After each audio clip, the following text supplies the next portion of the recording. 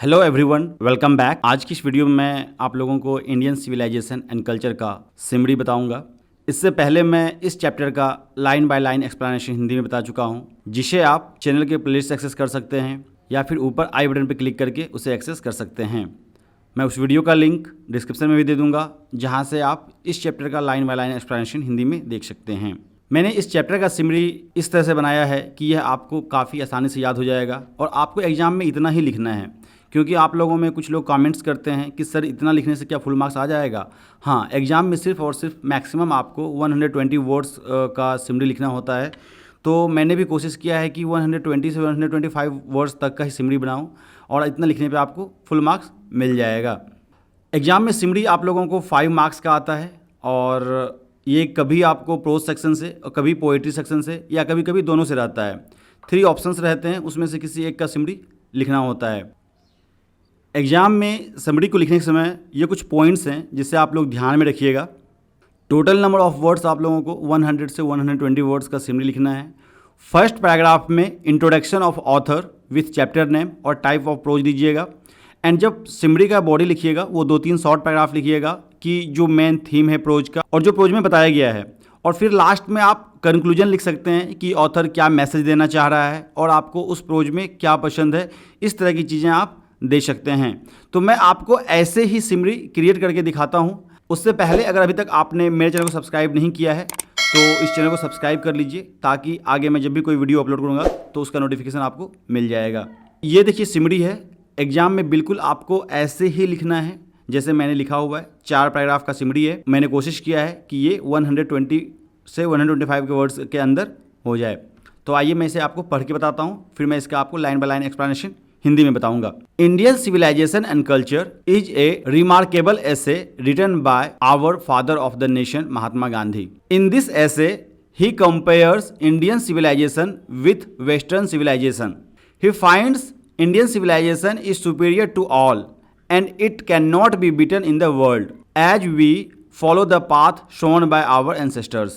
He believes that the human mind is like a restless bird, because the more it gets, the more it wants and remains unsatisfied.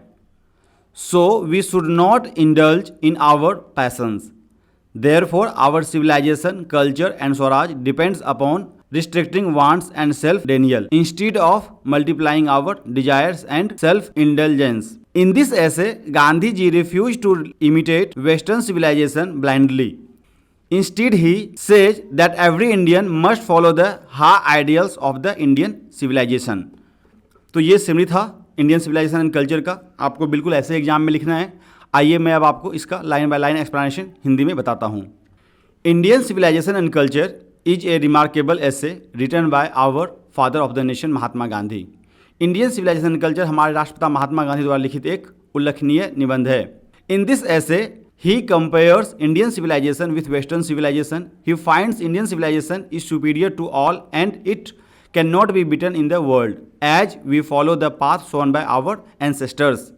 इस निबंध में उन्होंने भारतीय सभ्यता की तुलना पश्चिमी सभ्यता से की है। वह पाते हैं कि भारतीय सभ्यता सभी से श्रेष्ठ है और इसे दुनिया में हराया नहीं जा सकता है, क्योंकि हम अपने पूर्वजों के द्वारा दिखाए हुए मार्ग का अनुसरण करते हैं। He believes that the human mind is like a restless bird, because the more it gets, the more it wants and remains unsatisfied. So we should not indulge in our passions. Therefore, our civilization, culture and Swaraj depends upon restricting wants and self-denial instead of multiplying our desires and self-indulgence.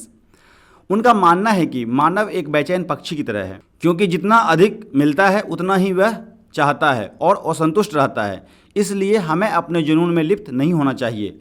इसलिए हमारी सभ्यता, संस्कृति और स्वराज हमारी इच्छाओं और आत्मभोग को बढ़ाने के बजाय इच्छाओं को सीमित करने और आत्म इनकार पर निर्भर करते हैं। इन दिस ऐसे Gandhi ji refuse to imitate western civilisation blindly. Instead, he says that every Indian must follow the high ideals of Indian civilizations. इस निबंध में गांधी जी आंख बंद करके पश्चिमी सभ्यता की नकल करने से इनकार कर दिया। इसके बजाय वे कहते हैं कि प्रत्येक भारतीय को भारतीय सभ्यता के उच्च आदर्शों का पालन करना चाहिए। तो ये सिमरी और उसका line by line explanation Hindi में मैंने आपको बता दिया। उम्मीद करता हूँ ये वीडियो आपको पसंद आया होगा। अगर ये वीडियो पसंद आया तो इसे लाइक कीजिए और अगर अभी तक आपने मेरे चैनल को सब्सक्राइब नहीं किया है तो प्लीज़ मेरे चैनल को सब्सक्राइब कीजिए। मिलता हूँ अगले वीडियो में, तब तक के लिए धन्यवाद।